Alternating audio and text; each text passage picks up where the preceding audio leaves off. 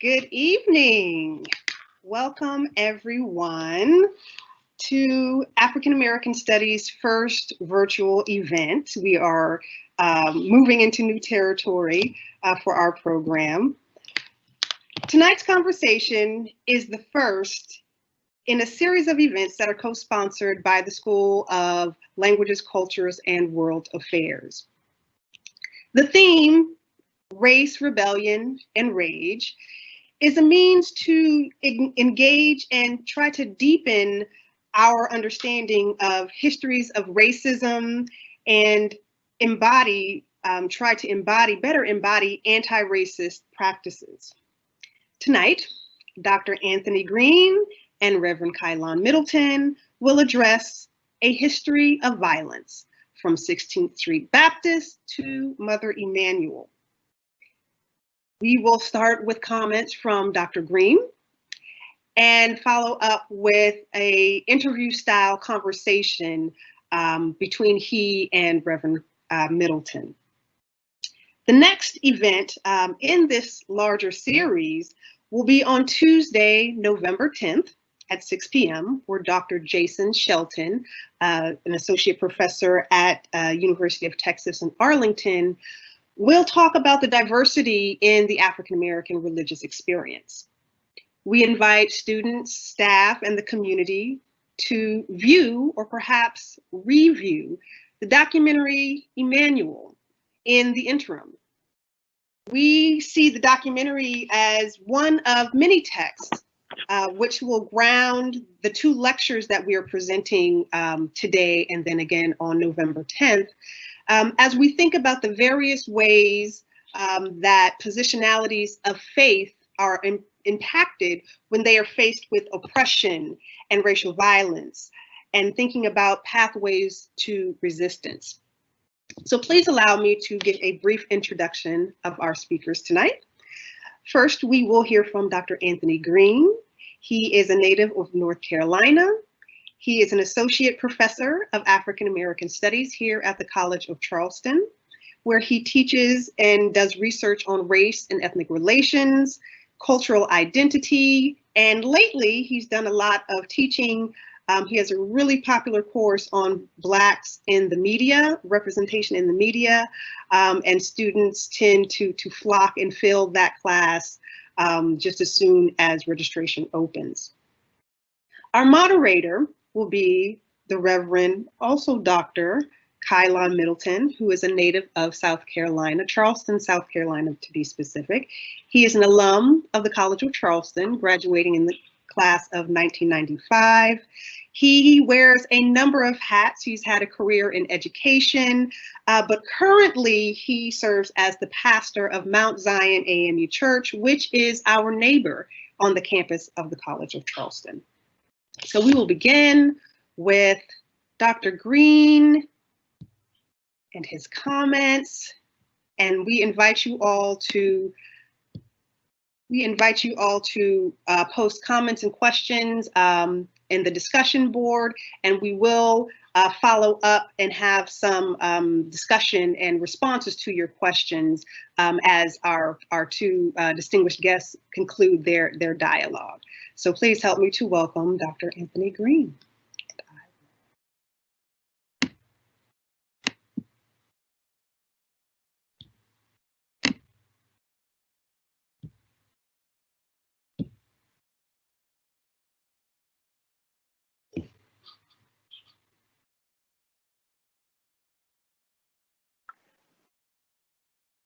Thank you, Dr. Martin, and good evening, everyone. I want to take this time to also thank the School of Languages, Cultures, and World Affairs for picking up this theme of race, religion, and rage from last semester. African American Studies was under the same programming theme of last year, and due to COVID, as everyone knows, we were limited to what we can do. As a result, campus shutting down the end of the semester and over the summer. So I want to thank LCWA for picking this back up and bringing African American Studies along and allowing and presenting these opportunities to continue these discussions about the intersection of race, religion, and political activism. And so tonight, I'm going to talk a little bit about the history of violence with the Black church, making the link fate between the events that happened in Birmingham, Alabama in 1963, and 16th Street Baptist Church is one of the more famous church bombings because 4 of the girls were killed, and linking that to Mother Emanuel, the event that took place in 2015 here in Charleston, South Carolina. And I always have to, before I start any type of talk, lecture, discussion, I kind of give some background on how this came to be. I was here in Charleston. As Dr. Martin said, I'm a native North Carolinian, but I was here in Charleston the night of the shooting. And my wife and I were planning our summer trip to Virginia to visit her mother. And the event unfolded. My wife called me into the room and said, did you hear about what happened downtown? And I was just confused. I said, what are you talking about? And so we sat, like I'm sure most other people who throughout the world, we sat glued to the television, just in awe of what just took place. And it was more of an awe and shock to us because it was literally right down the street. And as I said, we were planning our week trip in for the summer to leave the very next day. And as you can imagine, between the events that took place and the time that we hit the road, phone calls, emails from all over the country, news outlets, asking for interviews, wanting perspectives. And I was very resistant and hesitant because I was, in a position of, again, state of shock, but I was angry. Here it is, and a lot of the conversations in retrospect about everything that took place was about people's feelings and emotions in the immediate aftermath. Some people were applauding Charleston for the reaction of embracing one another, holding hands, praying. This is people from all different walks of life, Black, white, Christian, non-Christian, gay, straight, it didn't matter. But there were a number of people who also had, this undying anger as a response, not necessarily knowing how to challenge that. So I was really resistant to speaking, doing interviews, but on my travels to Virginia with my wife, she convinced me to write an op-ed piece, and I did. And it was published in the New York Daily News. But then a colleague of mine from my time in Miami, Florida, where I did my graduate work, contacted me and said, Dr. Greene, you have to come down here and give a talk. And we would love for you to talk about the events that happened at Mother Emanuel. And I said, well, I'm not a religious studies scholar. They were like, yeah, I know, but, you're a sociologist, and I know that you look at a lot of things in terms of, the social historical trends and connectedness. And I said, well, yeah, I do. And teaching throughout that academic year, I had to discuss the events of Mother Emanuel. So I agreed to do this talk the following February. And this is a part of that talk. This is an extension of that talk, rather. And what I wanted to focus on tonight was, again, just looking at this linked fate of how the Black church historically in the United States has always been a target of racial violence. And a large part of that racial violence stems from, racism and white supremacy, but understanding that and I'll get into some of the history of Mother Emanuel, but understanding that the resistance that African Americans have shown throughout America towards white supremacy, the roots of that activism, the roots of that political involvement emerged from the Black church. This is why historically, slave masters were very, watchful of African Americans getting together, congregating, and worshiping. From the early. Again, I'm not a historian, but I do want to talk about how, the overseeing of worship and practices, because it was literally a fear, to a certain extent, that enslaved Africans were plotting some type of rebellion, plotting to run away, plotting a number of different things. And so you literally had overseers and slave masters literally watching the worship, not because they wanted to be integrated, not because they were accepting, the same God and all these type of things, but it was literally to make sure they are aware of what is taking place inside these walls. Again, historically, we know that there are a number of different African American ministers and preachers. Many of those, evolved from enslavement. I'll talk about Denmark Vesey and give her a cross there in a few minutes. But again, the Black church has been this incubator of political and social activism, and it has always been a target of racial violence. So again, when you look at every era of American history, when there's been Black resistance, the Black church has been involved in that, and as a result, it has been a target for racial violence.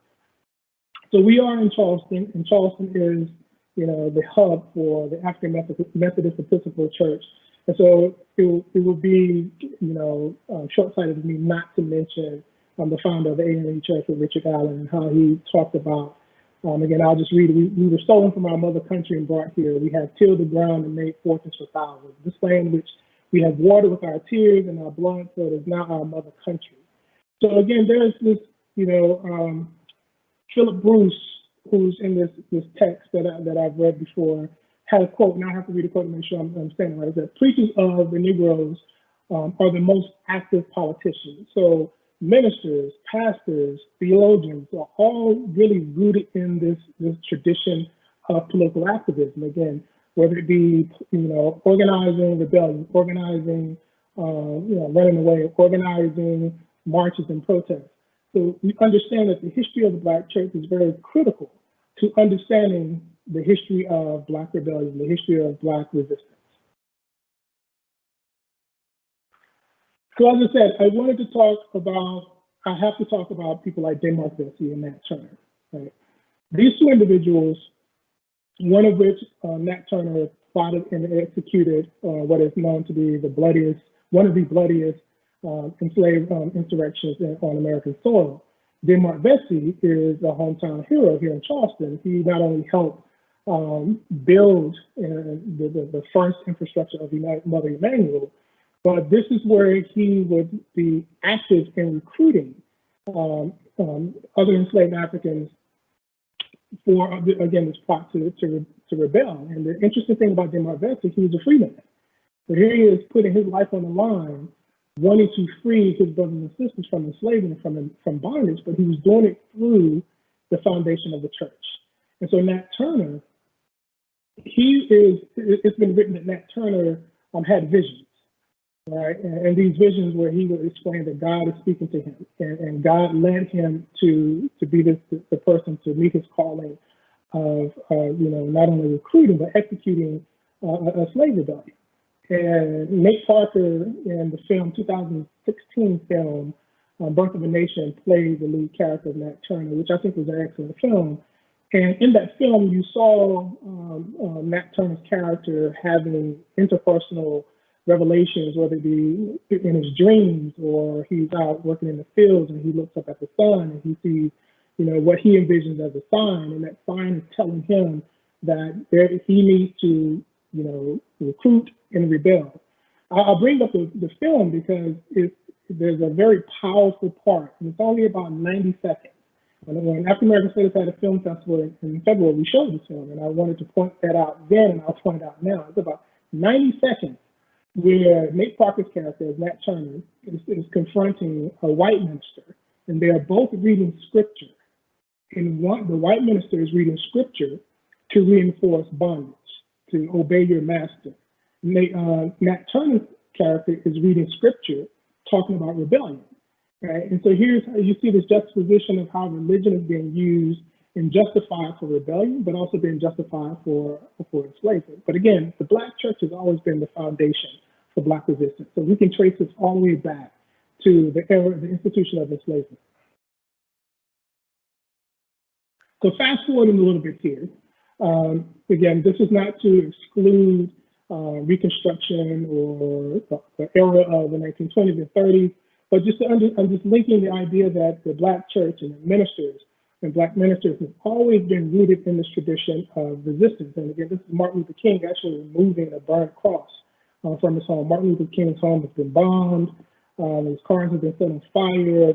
You will find the same tactics being used against individuals like Malcolm X, same tactics being used against Black ministers and preachers historically. Again, if you know a little bit about Malcolm X, his father was an AME minister who was influenced by some individuals long before himself, like Marcus Garvey, who was preaching, going back to Africa, Black-owned businesses, Black liberation, Black resistance to white supremacy and racism.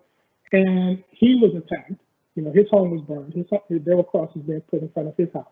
So there's this tradition that ministers, as these politicians, are preaching, teaching some measure of resistance. Yes, Black church has been viewed and continues to be viewed as a place of solace, right? Through the daily oppression that African Americans have continued to endure, both historically and traditionally.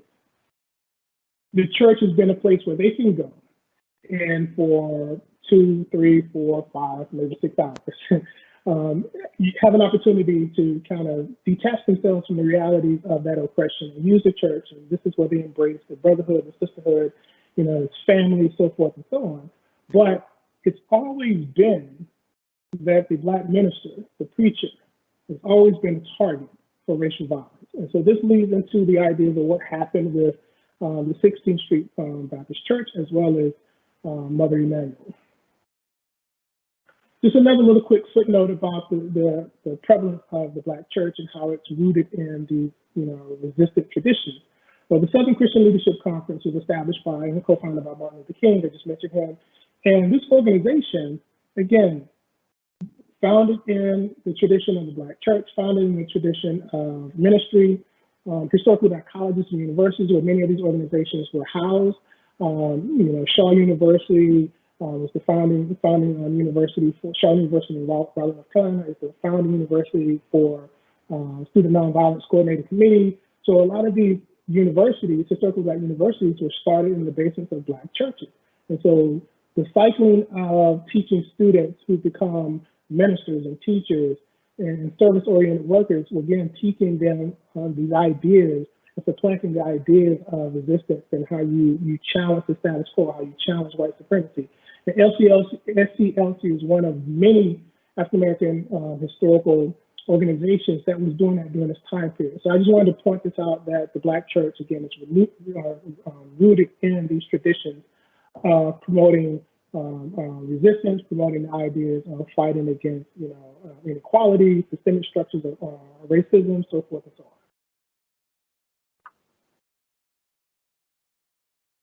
So looking at the history of racial violence, specifically related to the Black church, you can no further. You don't need to go any further than looking at the history of the Ku Klux Klan. All right, Ku Klux Klan is still identified as a Christian-based organization.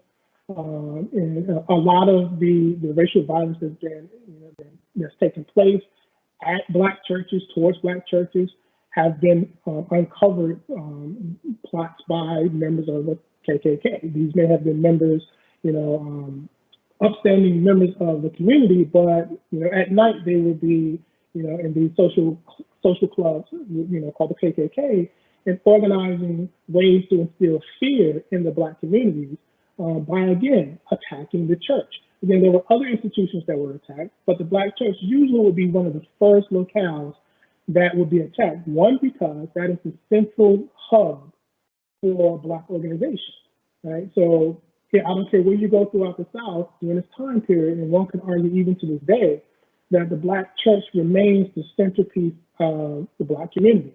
So you target the institution that draws the biggest crowd. And what bigger crowd to draw attention to in terms of burning down the church or setting the church on fire or putting a cross in front of the church to generate this fear? Why would you not put it in front of the church? And so the history of the KKK and their racial violence towards Black churches is well documented.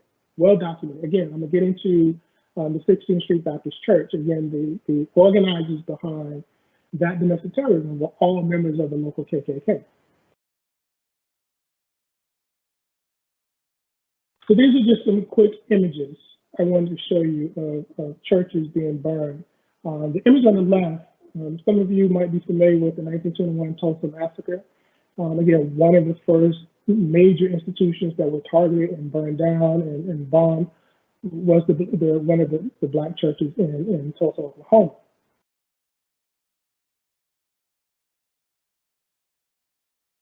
16th Street Baptist Church in Birmingham, Alabama. Like Mother Emanuel, this is where the link faith comes in, where these two tragic stories, tragic events have taken place. You have to understand the interconnectedness. Again, like I said, I'm not a historian, but as a sociologist, I look for both historical and contemporary trends, and you can't go any further without understanding what took place in June of 2015 without really looking at the events that took place 16th Street Baptist Church in Birmingham, Alabama. 16th Street Baptist Church in Birmingham, Alabama is the oldest African-American church in Birmingham, right? Mother Emanuel is the oldest African-American church in Charleston. So you go into any of these, southern cities, particularly major southern cities, you will have the historic Black church. And oftentimes, I'm willing to bet, if you look at some of that history of that particular church, you will find there's been racial violence towards that church or individuals within that church, whether it be the minister, whether it be the congregation, you name it.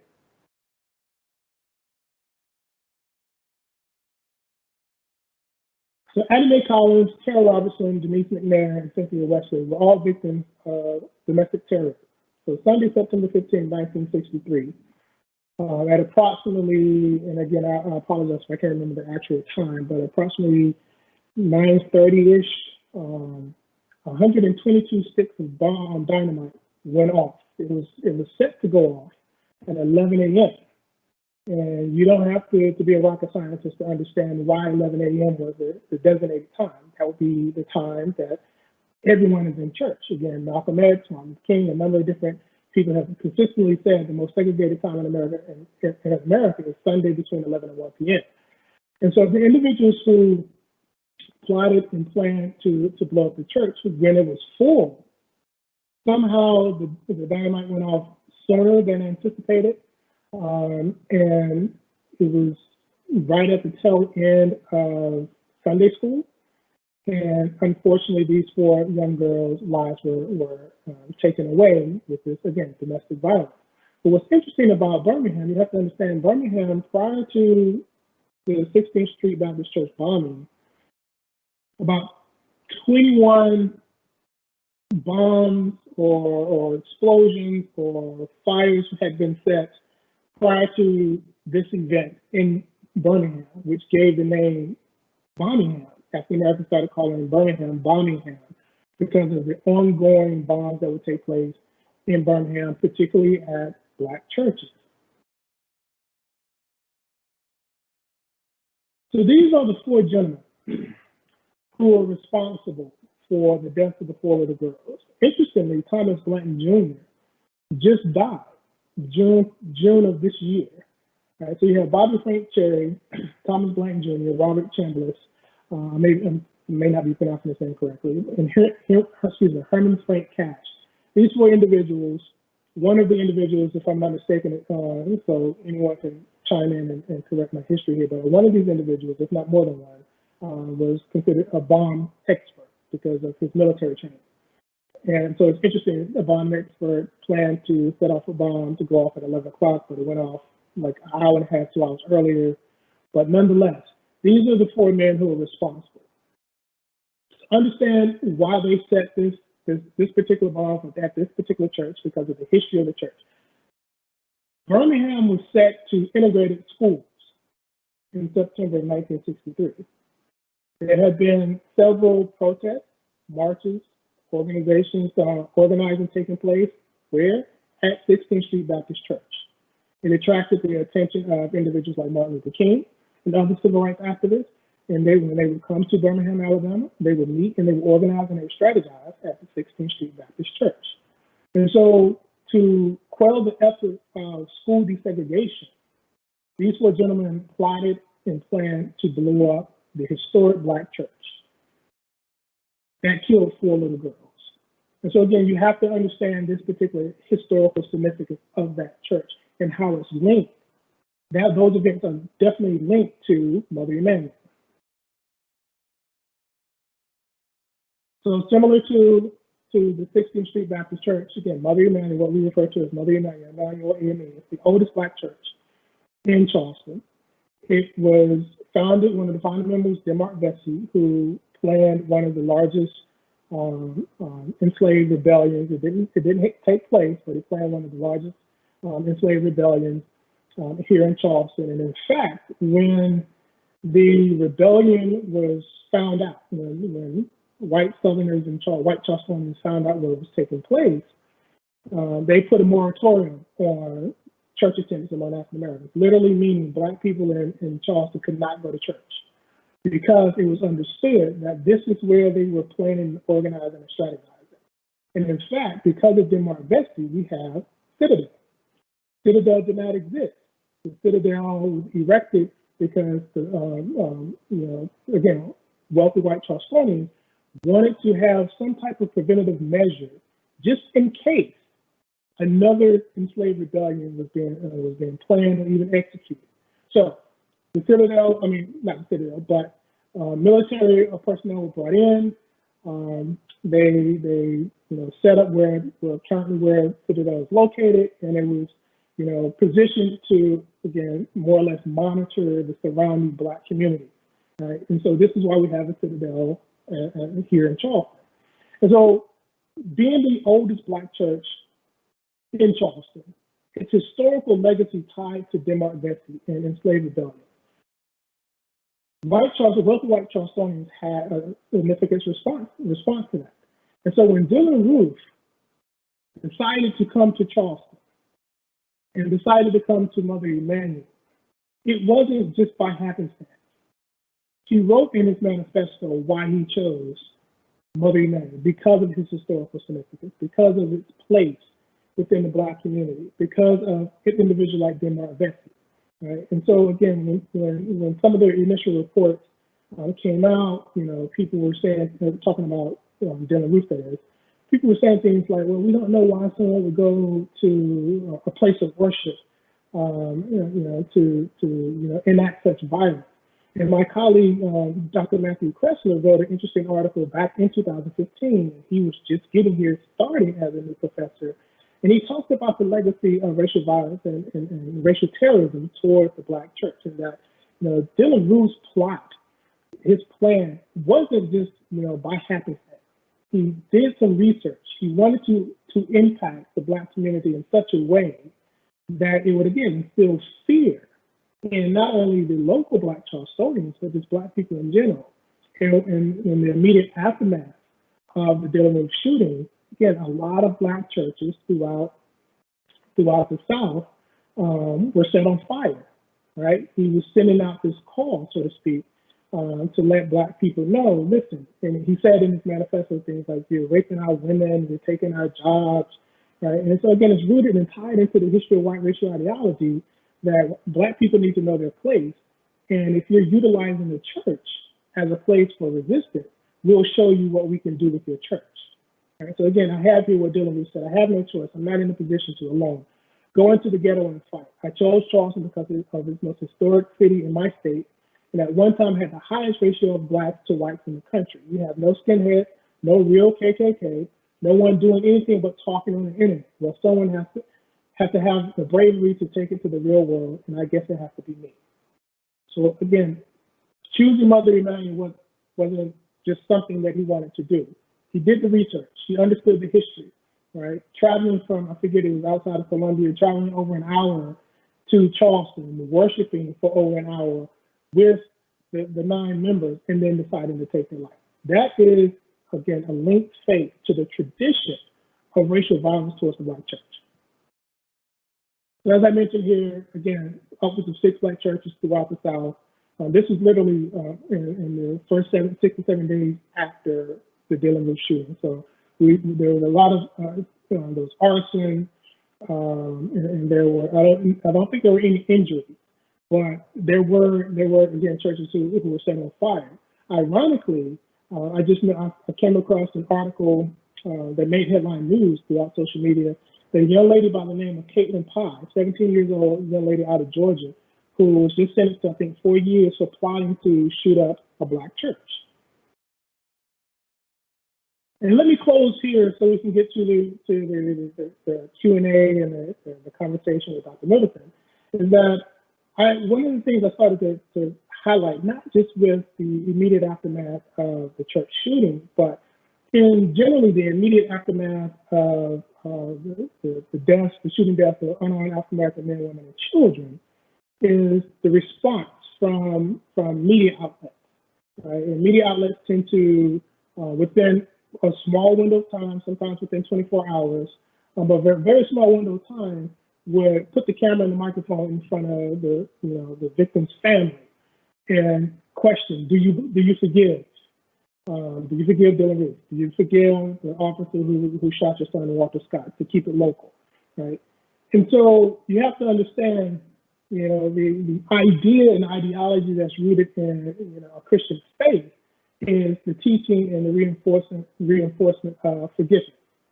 Yet, when there are tragedies that hit home with upper middle class white families, the media tend not to ask them, do they forgive the shooter? Do they forgive the perpetrator? They allow those families to mourn. Right? They allow those families to kind of process and digest what has just taken place. But if you chronicle some of these events in the last 5 years since Dylan Roof, again, whether it be police shootings, whether it be individuals who are found hanging in places like Mississippi and even in California, family members are oftentimes put on camera and asked the question, do you forgive, do you forgive, do you forgive? And again, the psychology and the pathology behind that is, if you say no, again, this is just my professional assessment, if you say no, then that gives more fuel to the fire to, target and denigrate the victim. But if you say yes, then now you're giving some sense of passion, compassion, not just to the perpetrator, but to the judgment of the media and the outside world. And so it's almost to the point of, can you really convict them for this murder? Because the parents forgive them, the son forgives them. Again, that's a real delicate topic to touch. But again, with the ideas and ideology that's put forth with forgiveness within Christianity, it is oftentimes expected African Americans to forgive the perpetrators of violence, but we don't see that same process reciprocated. Thank you. Thank you, Dr. Greene. All right. So I will hand it over to the Reverend Dr. Middleton to engage us in some dialogue in response to your talk. Thank you very much, Camila, and I hope that you can hear me at this time. Yes, we can. Thank you. Praise the Lord. So the College of Charleston educated me in such a way that I was able to figure out Teams and try to figure out how to turn my own sound on. So thank you very much to Dr. Timothy Johnson and the School of Languages, Culture and World Affairs, and to Dr. Camila Martin, and definitely to Dr.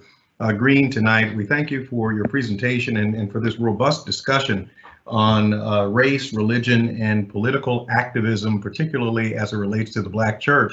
And certainly the Black church has become the incubator for political activities, particularly in the civil rights movement, and then subsequently as we continued in a racially tense America that continued to violate, perpetrate fraud, or acts of violence against Black bodies, that the Black church had to become that agent of resistance, that prophetic voice, we like to call it, that continues to speak to these ills and holds the mirror up to society and begins to tell, of the atrocities that these particular acts of violence, these particular acts of domestic terrorism has on Black Americans. And so from the emotional to the intellectual to the cultural, financial, and all of those other areas in which Black people have been impacted,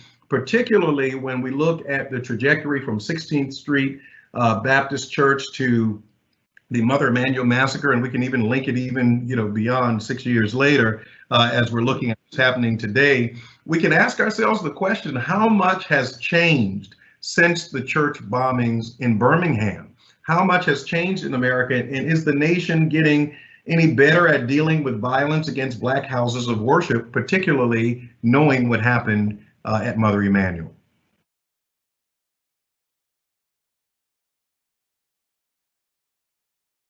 And so I'm positing that as a question. We can talk about it. And how much is, well, how much has changed? I continue to, anytime that I teach my class, it could be intro, it could be the course that Dr. Martin referred to in terms of Black images in media, or anytime I broach this conversation about, like, as you said, racial violence against Black bodies, I always ask, how much has changed? In one particular class, I put up a collage of pictures that show the 1960s civil rights movement and racial violence, whether it be police dogs, water hoses, what have you, and Edmund Pettus Bridge. I put up pictures from Ferguson, from Pickett City, Baltimore, you name it, and it's almost as parallel in terms of how it looks. And so, to answer that question, I always, I try to be optimistic and to think that we as a country we have improved and have progressed some, but the realities, and I'm a data-driven person as well. If you look at the data, not much has actually changed. Right? I mean, again, I just told you about this young lady, Caitlin Pop. Right? And again, it's not just a Black church too. Again, other houses of worship, whether it be Muslim mosques, are attacked by white supremacists. Again, we've had this. These incidents happen since then, as you said. Right? There have been the Sikh temple in, I believe, Minnesota. I believe it was. Again, like I said, Muslim mosques. We can even take it globally, internationally, where houses of worship, particularly of people of color, where this idea that people of color are more likely to be in these houses of worship, where we've seen massacres, right? And so to answer the question, how much has changed? Unfortunately, and it hurts me to say this, but not much has changed, right? It looks the same, it sounds the same, it has the same psychological effect. So again, when we look at the reactions of young people of color, LGBTQ communities marching and protesting for Black Lives Matter, we're seeing military presence on the street. But armed militia can plot to kidnap, the Minnesota governor, and not much happens, right? Armed militia can storm the Capitol buildings in Raleigh, North Carolina, with guns, walking into Walmart with rocket launchers, and not much happens. But unarmed civilians are protesting the shooting deaths of Black and brown bodies, and again, there's a military presence. And like you said, we see this, stemming from the era of the civil rights movement, stemming from how Black churches and HBCUs are the incubators of Black resistance. So we continue to see that same thing happening. Again, Savannah State just had, some uproar on its campus just the other day, where Trump supporters showed up and were trying to intimidate voters, right? But on a historically Black college campus. And so trying to find in this little space of 2020 where America can say we've progressed is very hard for me.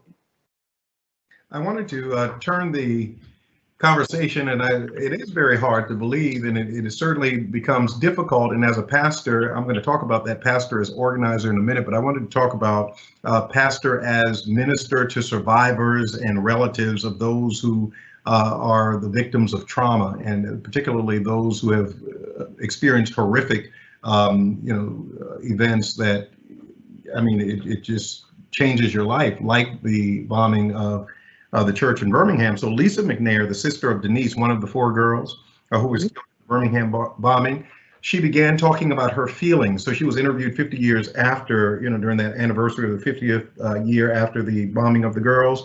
And she said, I was just overwhelmed. She recounted, I just laid in bed for a while because it was too much for me to take. And it was so sad for me, sad that we're still doing the same thing to one another 50 years after Denise was killed in that church. And I personally can remember, and still experience as one who lost a loved one in that particular in the Mother Emanuel tragedy, that feeling of exhaustion, that feeling of complete, total, and we have to make decisions. So as Black people in America, we're often sort of praised for being resilient. We're often praised for having to persevere. We're often kind of lifted up in certain platforms for individuals who, continue in spite of the adversities that we've experienced and all of the systemic injustices that have been perpetrated against us. How do you speak to the the sociological nature of the impact that such horrific atrocities have on family members and victims and their families years after these things happen? Well, that's a very interesting yet challenging question. Dr. Joy DeGroy is a psychologist who talks about post-traumatic slave syndrome. And one of the things that she talks about in great detail, and I show clips of her in several of my classes, she talks about we are African Americans today when she talks about how trauma can be built into individual DNA. Right? If your grandmother was traumatized from whatever event, that trauma can be passed down to her daughter or her son, especially if she hasn't dealt with that trauma.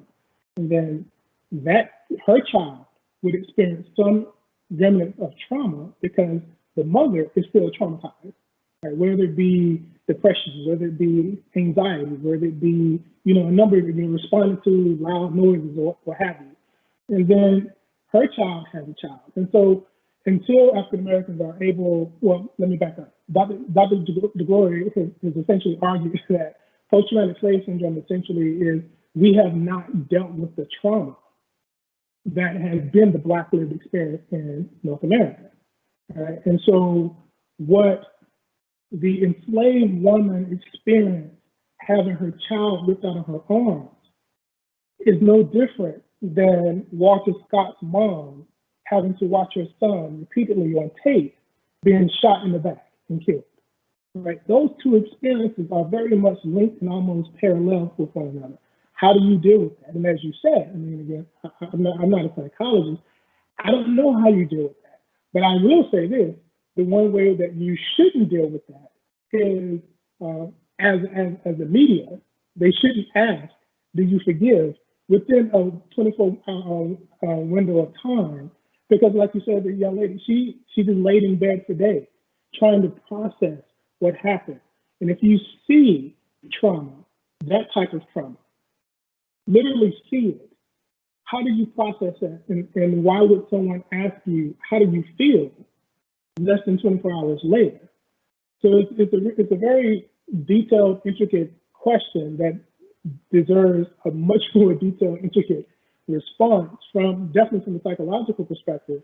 And again, like I said, I'm citing Dr. DeGroy because she has essentially argued that with post-traumatic slave syndrome, the African American lived experience has yet to be dealt with in terms of that particular trauma. So the lived experience, whether it be racial violence, whether it be the loss of a child, whether it be the separation of family members, it's just taken a different form now. And if your great-grandparents never had therapy or never had an outlet to deal with the trauma, she or he is likely to pass that DNA down to their great-grandchild. And so you have young Black men and women who are responding to racial violence in their communities in a way that's traumatic, that has no outlet to deal with it. So a lot of people, unfortunately, respond to traumatic events, and I'm speaking of individuals who are experiencing racial violence, they respond with violence, right? Because that's all they know.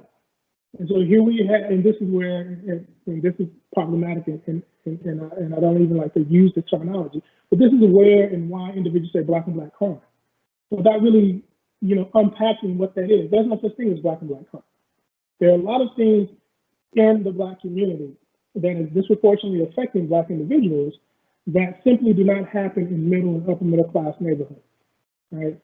Police aren't constantly patrolling Mount Pleasant, but you'll find the police every 30 minutes on the same block in North Charleston. That's traumatic, even though it's not anything physical happening to you. But if you see that, there's a reaction to that. You know, Well, and so go ahead, I'm sorry. Finish your thought. I'm sorry. I was just going to close by again when there's encounters with the police, and then you hear people say, well, if they just comply, well, if the police aren't treating them with any semblance of respect, and this is the same person who harassed me last week, you should be able to understand that interaction, because your presence can be very traumatic for me. Right? This driving while black. Right? I bring this up in my classes. I ask myself, how many times have you ever been driving? My African American students, if you've been driving, the police pull up behind you. You're not doing anything wrong. You're not speeding. You know, nothing's wrong. But you have this sense of fear that overcomes you. And you begin running through your head all the things that you're reminded to do, right? Especially if you're pulled over. That's traumatic. It's even traumatic for parents to have that conversation with their child. So, you know, how do we deal with that, and why are we still having to deal with that 50 years later? But I would even take it even a step further. We're still dealing with that 400 years later, literally, you know, almost to the date. We're still dealing with, you know, untreated trauma from just the Black lived experience in the United States. So when we look at that untreated trauma and moving from, you know, moments to movements, and looking at the civil rights movement, particularly in the aftermath of the girls being bombed in the church and murdered and martyred, and just looking at the human dignity of the individual, particularly accentuating the fact that Black lives matter, not that all lives don't matter, but especially Black lives do matter. There is always this invocation of Martin Luther King Jr. And I think you made an allusion to Martin Luther King Jr. So I'm going to try to make the connection between the two of these events, because President Barack Obama sealed a connection between the two events, separated by 52 years, when he cited how Reverend Dr. Martin Luther King Jr. eulogized the 1963 victims, the little girls. King's words became one of the era's memorable speeches, whereas King spoke of the girls' death as martyred heroines of a holy crusade for freedom and human dignity. Obama urged greater gun control when he cited a portion of King's eulogy. Here's what he says: "They, the victims, say to each of us, blacks and whites alike, that we must substitute courage for caution," King said. "They say to us that we must be concerned not merely with who murdered them, but about the system, the way of life, the philosophy that produced the murderers. Their death says to us that we must work passionately and unrelentingly for the realization of the American dream." Certainly, when we look at what was going on in 1963 versus what happened in 2015, particularly with the crescendo of the words, "we forgive you," and there were just a few of them, not all of the family members said that. Every family was represented. And so how do we then juxtapose this invocation of Dr. Martin Luther King at a time where it seems like, instead of gaining momentum, we sort of stymie the opportunities that may be presented to us in times of crisis and unrest? You know, I don't know. I mean,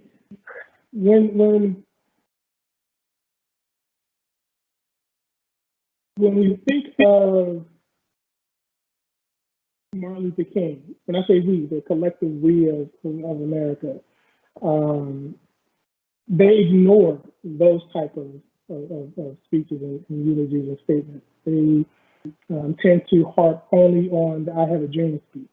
And he was very much more proactive in his approach to you know, addressing social justice and things of that nature. And so, again, that's a wonderful question, and honestly, I don't have an answer. I mean, it's just when these events become so commonplace. Again, 2015, 5 years ago, I mean, I've lost count at how many times, you know, Black and brown bodies have been taken away from us, unarmed. You know, Philando Castile, Terry Crutcher. I mean, the list goes on. Breonna Taylor, George Floyd. Right, the list goes on. Ahmaud Arbery. But I will say this though. And a colleague of mine and I got into a good conversation about this this past summer. He was articulating that this moment, like you said, a moment to a movement. He said this moment feels like it is shifting into a movement post George Floyd, post Breonna Taylor. He said it just feels different. Right? He said I can't really articulate it, and I said, I hear what you're saying, and yes, it does feel different, right? Because this has had a global impact. But my response to him was, unless we address the systemic issues, right? Unless we get to the point of Barack Obama talking about gun legislation, if that doesn't change, early next year we'll be talking about hashtagging some other Black and brown body, right? If employment doesn't increase in low-income Black and brown communities, if schools aren't improved in low-income Black and brown communities, we're going to see some of the same outcomes. Again, those outcomes may be rooted in racial violence, but those outcomes could be a number of different other things as a byproduct of that.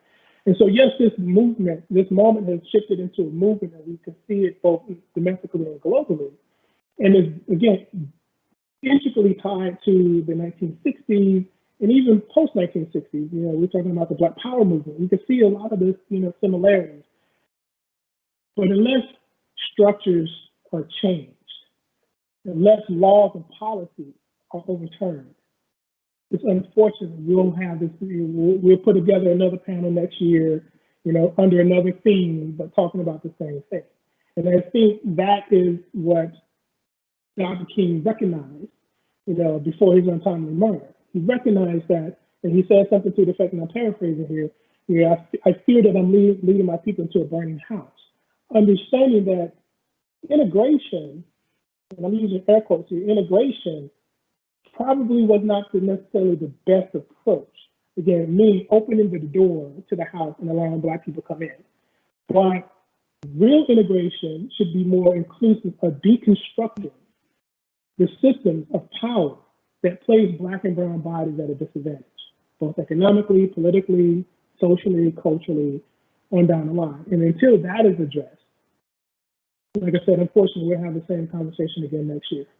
Well, since you're talking about next year, let's talk about chronological time, right? And so we all were captured and horrified in that moment, 8 minutes and 47 seconds over the summer with the knee in the neck of the officer in the George Floyd murder. We watched that, and certainly during the civil rights movement, it was not until that picture or the visual of Emmett Till was made available, and so that became you couldn't deny that. That was a horrific visual sort of image. But 8 minutes and 47 seconds, we watched that, and George Floyd, repeatedly screaming out or muttering the words, "I can't breathe." And we're going to talk about that a little bit later on, those words, but I wanted to talk about time right now. So that 8 minutes, 47 seconds. So when looking at these two events, again, Birmingham and Charleston, 14 years versus 14 hours. So perhaps one of the most dramatic differences between Birmingham and Charleston is how the wheels of justice, if we want to call it wheels of justice, churn slowly in one and move swiftly, if we posit that it moves swiftly, in the other. In the 1963 bombing, 3 former KKK members were convicted of murder, but the first conviction came 14 years after the crime in 1977. The next 2 convictions came in 2001 and 2002, almost 40 years after the explosions. In Charleston, the arrest of the individuals that murdered our loved ones, those 9 martyrs and saints in Mother Emanuel AME Church, was arrested 14 hours after the crime. So I'm just trying to figure out how long it takes for us, meaning Black folk in America, to receive equal protection under the law. And at what point, or to what extent, do you feel that if it took 14 years for justice to be delivered in the Mother Emanuel aftermath, where do you think we would be right now? Oh, man. Honestly, I would think that we would be in a similar space. African Americans have grown accustomed to not witnessing justice, right? I mean, we see with Breonna Taylor, right? The actual officer who put his knee on George Floyd's neck was just, the charges for murder were just dropped, right? Or changed. I forget exactly the language of it.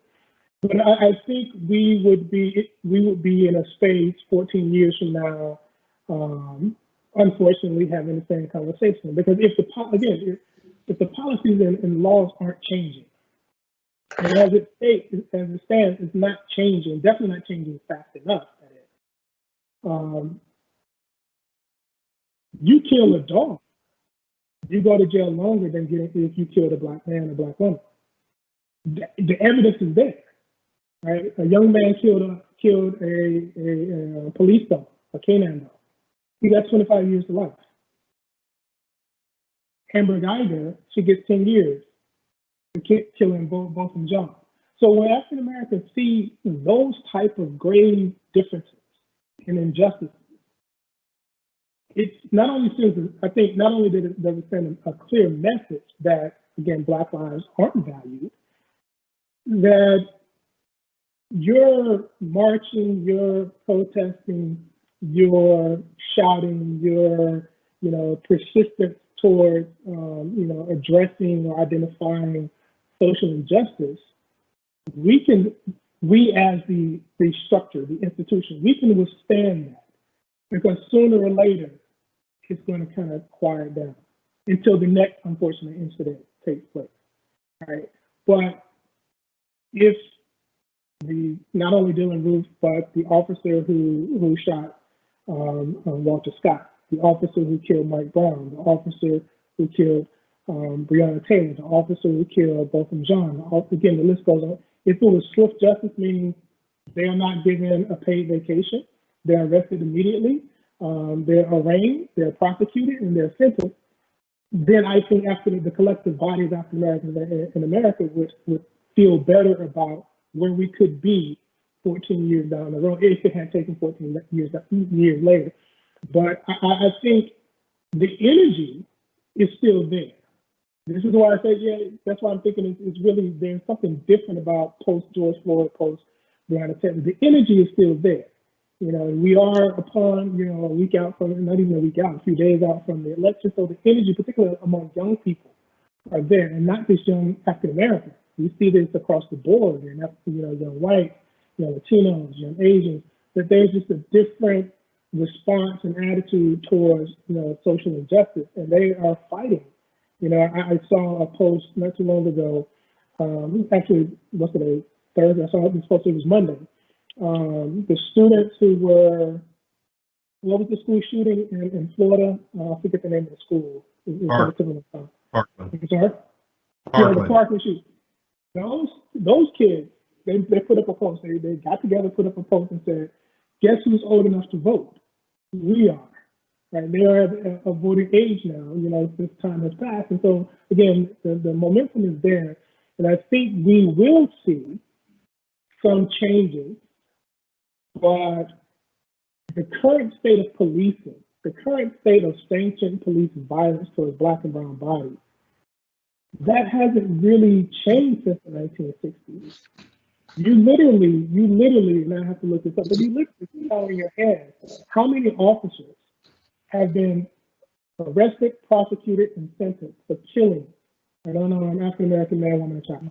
You literally can count on your, and I'm talking about in history, not just in the last 5 or 10, but in history, you can count on your hands. Again, keep in mind, it wasn't too long ago that it wasn't illegal, quote unquote illegal, to kill African Americans as an officer of the law, right?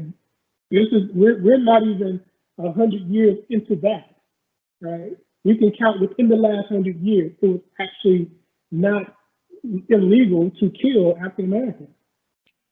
So where are we going to be in 14 years had Dylan Roof not been arrested, or had the officer Walter Scott not been arrested? Where would we be?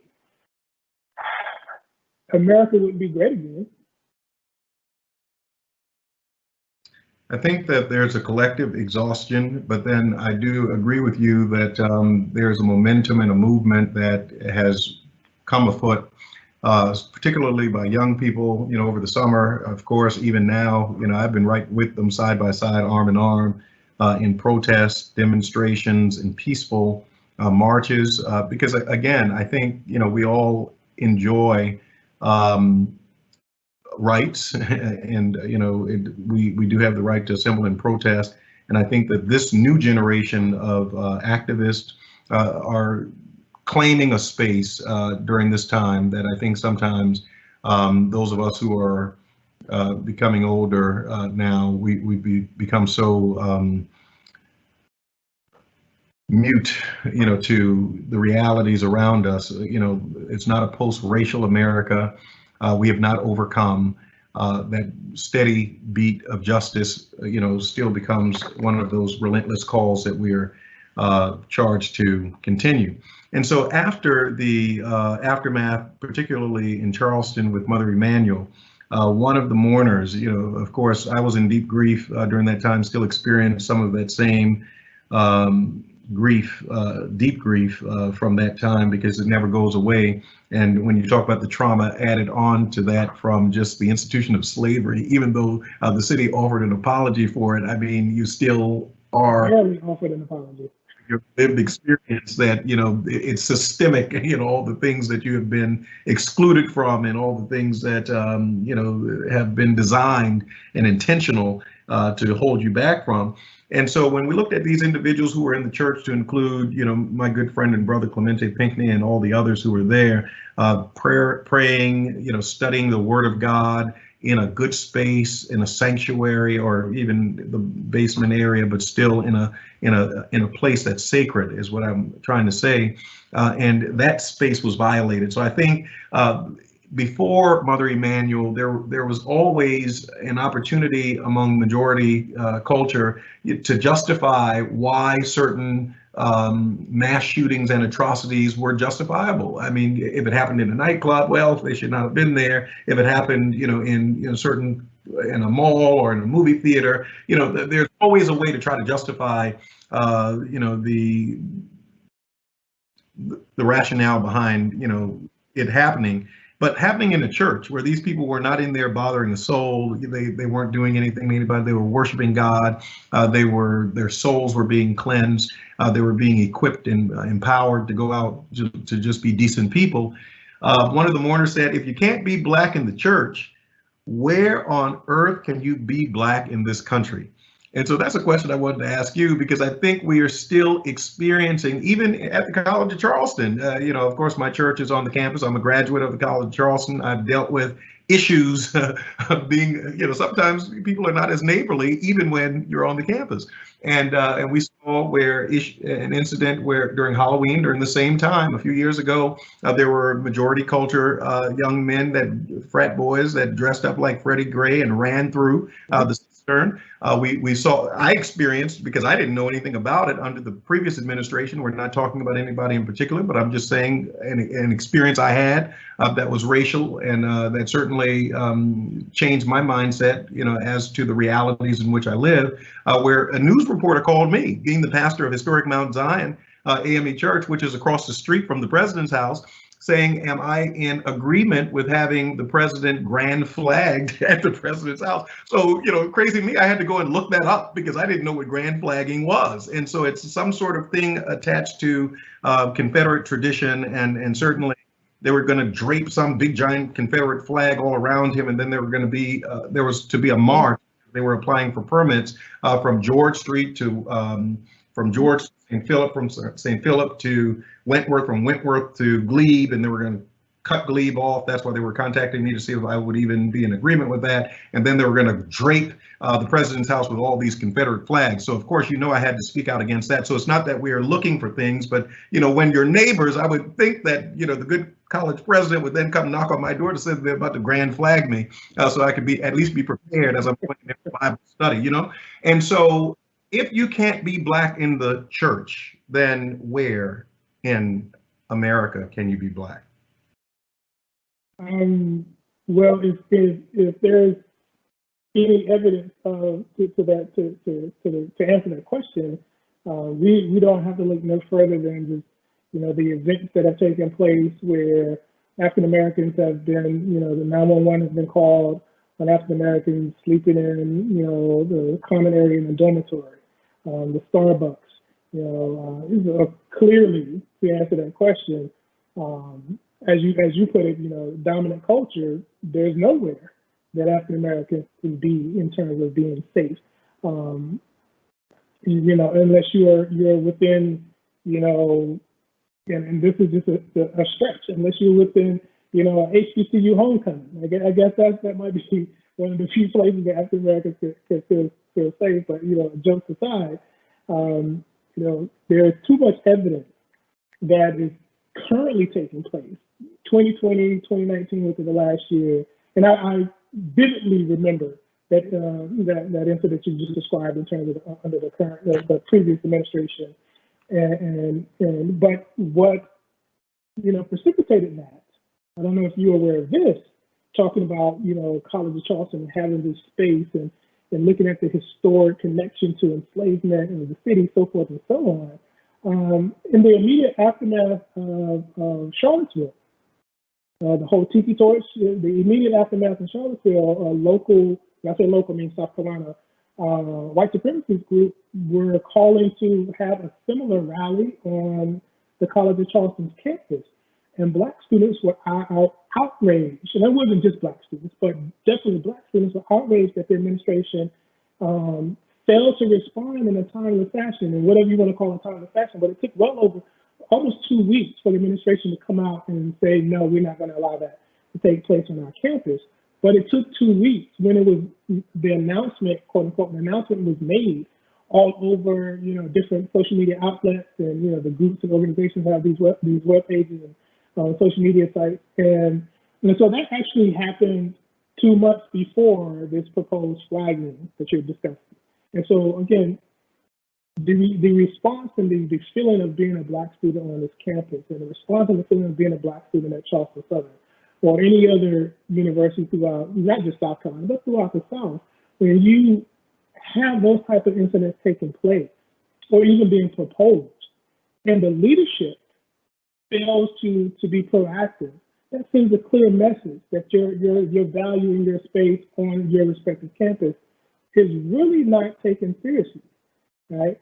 And again, until you raise your voice, until you make some noise, then all of a sudden is we value diversity. Really? If you really value diversity, why is this even a conversation? If universities across the country, particularly in the South, really value diversity, why do you have buildings named after slave masters, Confederate soldiers? Right? I mean, that's another conversation for another day, I understand. But again, where can you be Black in America? I mean, physically, that's a hard place to figure out where that is. I have a son, and my son is 24 years old. He's a grad student at East Carolina University, and I continue to hyperventilate daily, particularly when he goes out in Greenville, North Carolina, and when I see these rallies occurring across America, and when I know that Greenville is one of those touchdown places, I'm like, my God, be careful. And we must always, and it's a shame that in this time we have to have those conversations and those talks with our children and our young people. But I wanted to kind of wrap us up here, at least with, you were just talking about the College of Charleston and the timing of these discussions, and it is time. I think there's something different going on now, more so than before. I was here in Charleston during Hurricane Hugo in 1989, and I remember that in the aftermath of Hurricane Hugo, of course, no one had power, electricity. We were all forced at the common place of humanity, to really unite as a community. I remember being on Harmon Field, there back the Greene, as we call it, when the government trucks came in and brought in butter and meal and brought in, rations.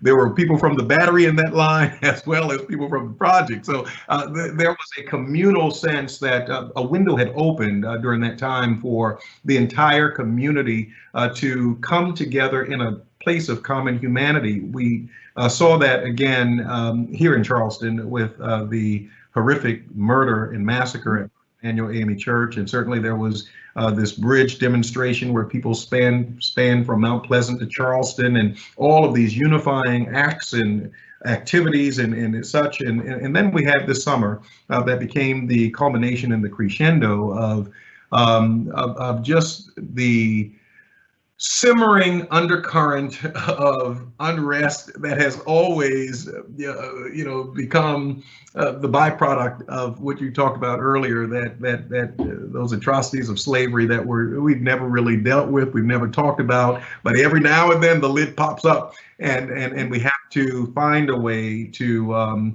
truly deal with that injustice. I mean, the Native Americans were given reparations, the Japanese, when they bombed Hiroshima. And I'm not talking about reparations, we can talk about that another day, but I'm just saying that even the recognition and the acknowledgement and the dignity extended, that we have done this to your people. And as a result, now we need to try to find ways economically and other ways in order to empower, in order to lift, in order to advantage, or at least give, the same, provide equity to the community, particularly communities of color. So now I think it's time for us to shift toward the eradication. At least we have to confront it.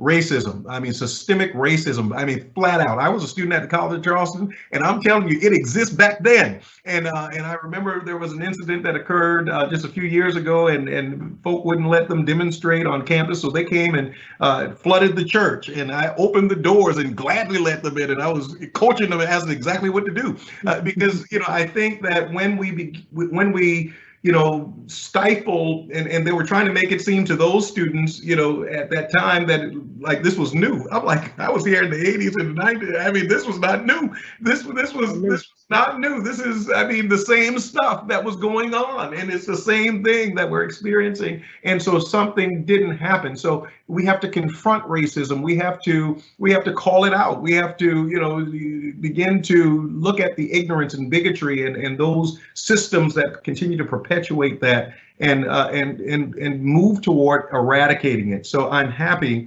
that Dr. Johnson, Dr. Martin, and you, and this department has decided, the school has decided to at least lift in this moment, a time for us to have these conversations that will lead us to a larger conversation, that will lead us to conversations within intradepartmental conversations across campus around water coolers, in the cistern, those who gather in the Stern Center, wherever on campus, so that we might begin to really call these things out, because it is trying to preserve itself, in the crevices of dormitories, and preserve itself within the crevices of faculty appointments and seats. And so how can you speak to, we're talking about a movement now, and so how can you speak, and I know you can't be the authority for the whole College of Charleston, but definitely, what direction do you see us heading in next? As in College of Charleston, or as in America? College of Charleston. I'm localizing this now because we have to change our own little part of America before we can change America. Let's start at home. Well, like you said, we have a new administration, and there have been strategic efforts on behalf of that administration to address, again, as I've been pointing out, these systemic, differences that we see within the walls of this campus. And one of the things, to get to your point about, the larger conversation, post, Mother Emanuel massacre, there were a number of different efforts to across campus to address not only what happened at the church, but again, what the conversation we're having, to address some of the systemic issues that confront not only, College of Charleston, but the city of Charleston, but America overall. So there were, whether it be African American Studies, Department of Sociology, Department of Psychology, you name it, there were these, small windows and pockets of people who came together with the agenda of addressing the larger picture. But at that time, in my experience, at that time, it was, as you said earlier, it was silent. It didn't really move. You know, the meter didn't move that far. And then another incident happened. You brought up the Freddie Gray. I mean, I can give you Halloween is tomorrow. I can almost assure you, unfortunately, that there will be an incident on somebody's college campus, regardless that we're virtual or not. There will be a racially insensitive incident on somebody's college campus, to kind of, you know, as another reminder, here we go again. And so I can speak to those incidents happening on our campus. And it wasn't just the mocking of Black folks. It was the mocking of, Muslims. It was the mocking of Latino students. So there has been this trend on our campus of racially insensitive incidents that have taken place. Those incidents have been addressed. Consequences, I personally didn't always agree with, but I'm not in a position to make that. I'm not in a position to make that decision. But I think under the current administration, the College of Charleston is making strong attempts to rectify some of these wrongs.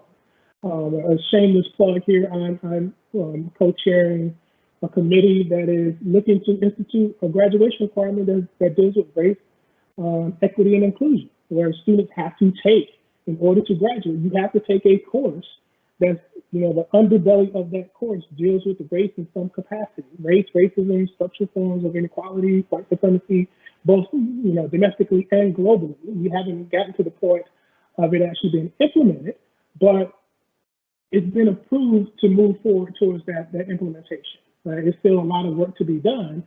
So to me, that's a giant step forward, right? And again, there's strategic plans that deal specifically with diversity and inclusion. So the university, and I would say most universities across the country are turning the tide with addressing these type of things. The College of Charleston always could do more. Always could do more. But I think where we're headed, it looks like, again, baby steps, but it looks like we're moving in the right direction. And hopefully sooner rather than later, we'll see the fruits of that labor. And it's a number of individuals across campus, both faculty, staff, and others, who are putting in the sweat equity to ensure that these things are implemented and changing. Well, thank you very much. And I would also like to see some of those policies relative to the implementation of endowed faculty positions or full-time tenured positions, line positions for Black faculty, as opposed to remaining adjuncts forever and ever and ever. We need to make certain that these Black professors and individuals who have terminal degrees are eligible for some of those tenured faculties, those endowed faculty positions at the College of Charleston. I've been doing a little research on that myself. And so I'm going to end this conversation by just making a statement, I guess, and then we'll turn it over to Camila and or however she wants to end out. You talked earlier about the Black church, and certainly my doctoral work centered in race, politics, and ethics.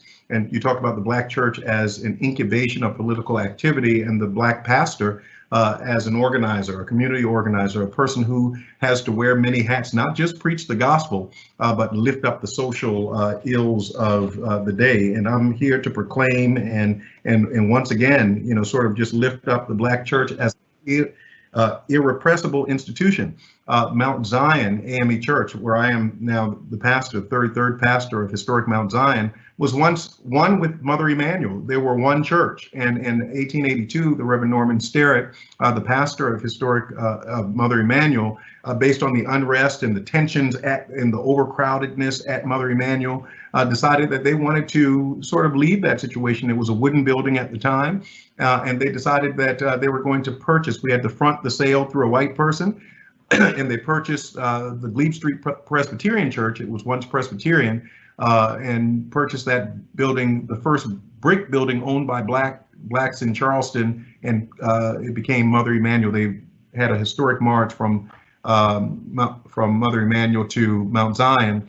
and inaugurated the ministry of that church there. And we've been a light for social justice. Frederick Douglass has spoken and proclaimed from its historic pulpit. And so the Black church, the AME church, Black organizations, HBCUs, and Black fraternities and sororities, shout out to Phi Beta Sigma Fraternity Incorporated, and other historically Black fraternities and sororities that continue to beat the drum for social justice and for positive social change in our societies. Black institutions are forced to be irrepressible in our society, in the sense that in order for justice, we talk about the moral arc of the universe bends toward justice, there have to be agents of justice that continue to remind our culture when these systemic injustices and these atrocities, these ills, these things that happen that now fail to even shock us anymore arise, that somebody is always, these institutions are always keeping that litmus, that mirror before us, so that we are moral, we're ethical, and we're doing things that are just, fair, and equitable for everybody. So I just wanted to make that statement. We're your neighbors, and we're not going anywhere. As we're looking at the effects of gentrification, I remember I grew up in Charleston. I remember when Charleston was, predominantly Black, and it's whatever. People, skirt across, those kind of issues. Avery published that racial disparities report. I use that. I have my Bible in one hand, and I have the Avery's racial disparities report in another hand, because we're working on all those things. It seems like people just put it on the shelf, but there's some folk quietly still trying to pick that thing apart, so that we can use those recommendations and those that empirical work that has been done to. We don't even have to prove it. I mean, they have outlined it like a blueprint. The Clemson racial inequity report for the school system, and then the longitudinal report that the Post and Courier did on the minimally inadequate education here, or minimally adequate education here in South Carolina, to include Charleston area. And so I just wanted to make that statement that we're not going anywhere as churches are being forced to leave the peninsula.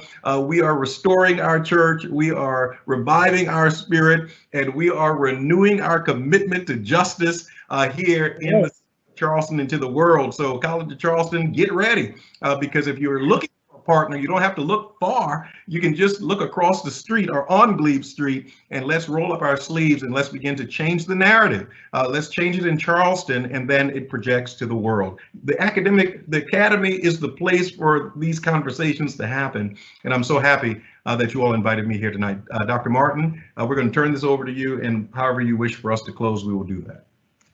Wonderful. Well, let the church say amen. Thank you, Reverend Middleton, Dr. Greene. This was such a fascinating and engaging conversation. We did get several questions and comments, and I know we are very close to 7:30, so I will just maybe take one or two and toss them at you and see if each of you will give a response. So our first comment, or question rather, is around forgiveness. Would you say that the interpersonal notion of forgiveness was or is being used by the media, by white Charlestonians, etc., to avoid discussions of systemic oppression and white supremacy? What are some of the strategies for reframing, disrupting, and pushing back on that move in public discourse when it happens? Doc, you want to take it first, or you want me to jump in? I'll let you jump in. Well, so we cannot let President Obama off the hook. We cannot let President Obama off the hook. President Obama came and tied that thing with a bow, and it was my beloved friend. He eulogized my dearest friend and my brother. We were as close as brothers. But he tied that thing with a bow, using that forgiveness motif as the healing salve for the country. And so even when that moment, and that was a moment, ended, people still were torn as to, the true nature of this forgiveness. White folk grabbed that thing, and those poor people in Charleston just forgave everybody, and that gave them permission. I'm saying it gave them permission, to then begin to move to a place where they can do all kind of good things, and certainly we want good things to happen. But when we are not changing systemic policy, you can donate as much food as you want. You can, visit our churches. You can, join our churches, please, and you can do all of these acts of kindness. But until we get to the heart of them, did the heart of individuals change? And if the hearts were not changed, then nothing has changed. And when we look at the heart, we have to look at individuals who then, the Confederate flag coming down for me, we marched on that, in the 90s for the Confederate flag to come down, and to say that, oh, well, because our loved ones died, the flag came down. No, it was when it made an economic impact to the state of South Carolina. They began looking at, the cost, the loss, profit loss variable, and decided that it was, worth more, for the state to just go on and eradicate that and let that flag come down. But I think President Obama created, we watch TV, we want everything to be tied up in by the time the show ends. When we watch a movie, we want everything to be, to come to a nice, neat conclusion by the end. We want there to be some resolution. And I think that forgiveness motif became a resolution for some individuals to begin to just sort of put the whole event, in some sort of context that was really a false narrative. I totally agree with everything that you just said. And you highlighted some of the points that I was going to make again. Until those acts of forgiveness, those acts of kindness in response to the incidents and the response to the families, openly, for those who did openly forgive, that's good. But it doesn't change, as Dr. Middleton said, it doesn't change the systemic problem that continues to plague Black America, that continues to allow these types of incidents to take place. And so until those things are addressed, and I'll keep it short, and I'll say this one last piece. In order for that systemic shift, it's not going to be on the backs and the shoulders of Black people and other people of color. Black people have been fighting to eradicate racism and white supremacy since 1619. Right? And if racism was to be, or white supremacy was to be eradicated, it would have been done so by now. Right? This responsibility is going to fall on the shoulders of the dominant society, particularly the dominant society with, again, deep pockets, because it's going to take, economic restructuring and transformation. It's going to take political restructuring and transformation. You have to literally change laws and policies, remove laws and policies. Right? Until that happens, again, it makes, white America feel good to be kind and do these kind gestures in response to traumatic events taking place. And that's all well and good. And to Dr. Miller's point, it does generate the energy of some to be more involved, to really start to fight and break down these structures. Again, we see this again among the young generation, right? It's not just Black people out there marching for Black Lives Matter, right? So until, again, I'll just reiterate, until the structures are dismantled and transformed, it doesn't mean much of anything to say or to believe that family or that individual forgave the perpetrator of violence towards that family. That's all well and good, but you'll be saying that next month when some other African American is shot and killed by an authority. You'll be saying it next year. Again, those incidents are going to continue to happen. And then also as a follow-up, Camila, to that, I remember shortly thereafter the Emanuel tragedy, there was a white person that was shot and killed, and then the family went to court, the white family, and they said, we don't forgive him. and that was all right, And so I think there's a double standard as it relates to who the burden of forgiveness falls. Thank you. One last question. What actions are you guys taking, if any, to further unify the Charleston community on its awareness of this epidemic of ignorance? And Dr. Greene, I'm going to ask you to take that one. Why are you going to ask me to take that? Listen, I've said this before. The the structure of activism isn't just monolithic. There are a number of ways in which people can be involved to address the issues and concerns that we're discussing. My classroom is my space for activism because I'm bringing these topics and this discussion to students. And unfortunately, a lot of students are just oblivious to not only the history, but their real understanding of white supremacy and racism. And again, a lot of students tend to think or believe that racism is the Confederate flag waving guy or woman yelling racial slurs, and that's in the end all be all to white supremacy. But I go and show them the structure, the institution, the pseudoscience that was built into ideology of thinking about Black people as inferior, and where that comes from and how that is transitioned into these institutions, whether it be politics, education, mass incarceration, you name it.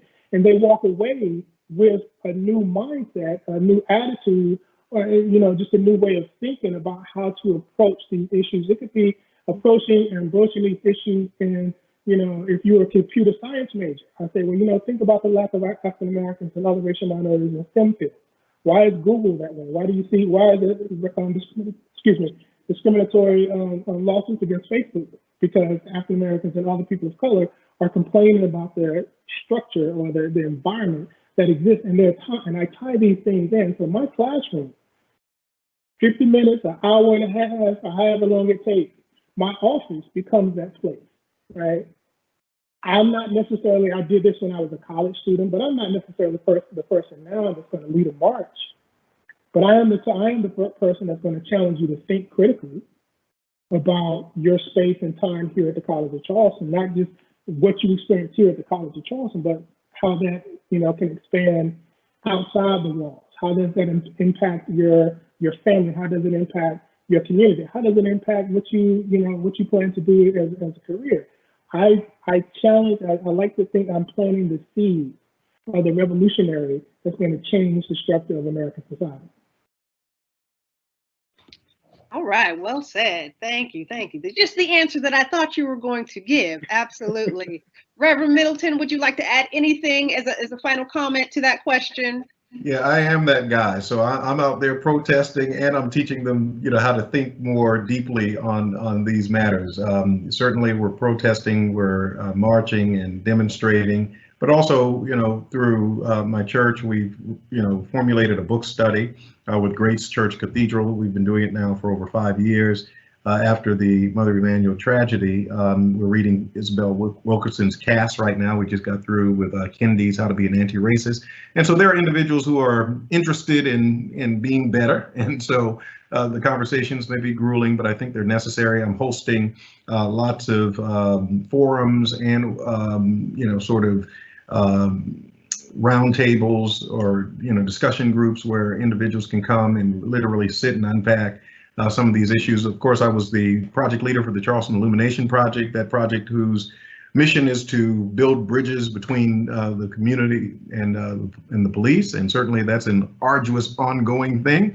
And so, we have been very active, trying to at least sound the trumpet, in areas where individuals were willing, to begin to have those true, constructive, courageous conversations. And again, every time somebody calls me, I try to go to include this forum tonight, because it becomes an opportunity. We don't know who's listening. We don't know who's being impacted. We don't know who's receiving. And so we have to show up in order to be the change agents that we need in this season. And then you have that Center for Slavery there that Julia Eichelberger and others are incubating. And so we look for some other stuff coming from the College of Charleston, so that, again, through the academy, through the intellectual community, we can begin to grapple with some of these things in a more humane way.